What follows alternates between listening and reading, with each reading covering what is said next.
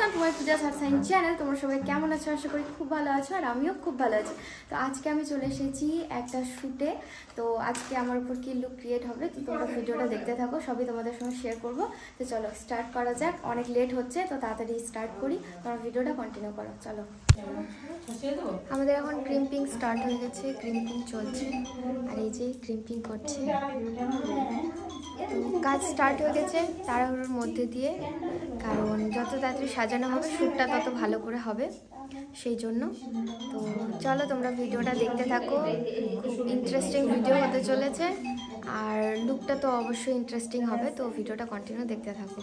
দিদি এখানে আমার মেকআপ স্টার্ট করে দিয়েছে, বেস মেকআপ প্রায় কমপ্লিটের দিকে। এখানে দিদি কন্ট্রোল করছে, তারপর আমার ফেসে সেটিং স্প্রে দিয়ে দিল যাতে ভালোভাবে বেসটা বসে।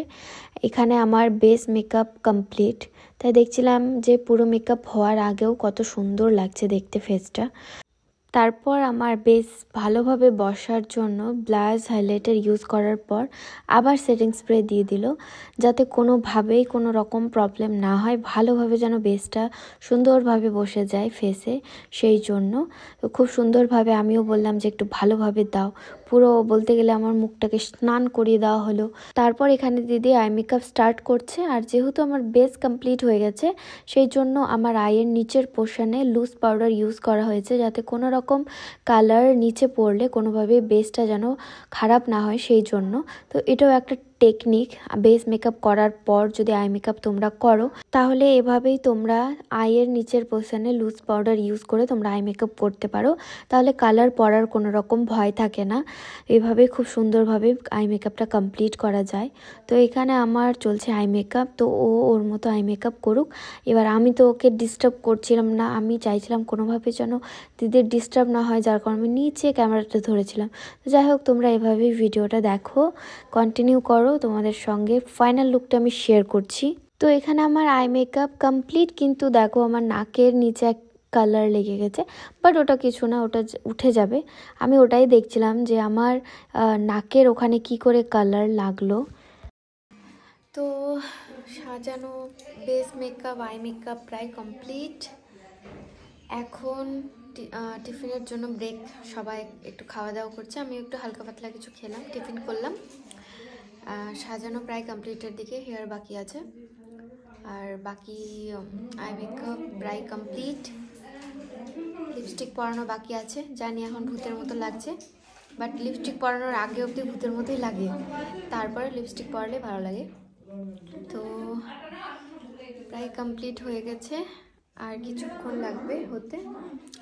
তো তোমরা দেখতে থাকো, শ্যুট হবে, ফাইনালি লুকটা কেমন আসছে ওয়েট করো, দেখতে পাবে। চলো কন্টিনিউ করো। তো যেহেতু ব্রাইডাল লুক, তো সেই জন্য দিদি এখানে আমার কলকা করা স্টার্ট করেছে, আর কলকাটা নতুন হাতে এত সুন্দর করবে আমি ভাবতেই পারিনি। তো তোমরা দেখো কত সুন্দর কলকা করছে, কিন্তু ফটোগ্রাফারই তো আসে না। শেষ হলেই তো ফটোশ্যুট করবো, এটা শেষ হলেই তো ফটোশ্যুট করতে হবে, এখন না আসে তো লেট হয়ে যাবে।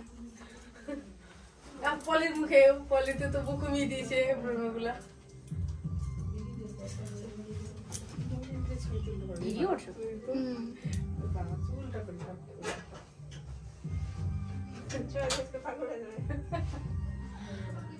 আমার কোমর ব্যথা করছে রে,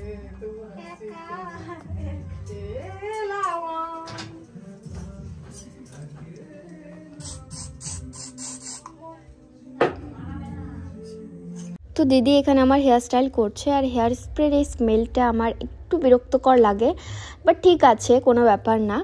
আর এভাবেই আমাদের শ্যুট ডেগুলো হাসি ঠাট্টা মজার মাধ্যমেই আমাদের দিনগুলো কাটে, তো খুব ভালো লাগে শ্যুট করতে যেতে। আর এখানে দিদি সুন্দর একটা লুক দিয়েছে, আর দিন শেষে যখন একটা সুন্দর লুক পাই, নিজেকে একটা নতুন রূপে দেখি, তখন অটোমেটিক মনটা ভালো হয়ে যায়। তো এখানে আমার শ্যুট হচ্ছে, ফটোগ্রাফার এখনও আসেনি, তাই অপেক্ষা করছি যে ফটোগ্রাফার কখন আসবে। ফটোগ্রাফার আসবে তবে শ্যুট হবে, তবে আবার আমরা সব রিমুভ করে বাড়ি আসতে পারবো। আজকের আমার এই লুকটা প্রায় কমপ্লিটের দিকে, আমার মাথায় ওড়না লাগিয়ে দিচ্ছে, আর ব্রাইডাল লুকে এই ওড়নাটা খুবই ইম্পর্ট্যান্ট, এটা না দিলে কেন জানি না খালি খালি লাগে। তো খুব সুন্দর লাগছিল লুকটা দেখতে। তো আমাদের মেকআপ ডান, এই হচ্ছে আজকে আমার লুক। তো এখন শুট হবে।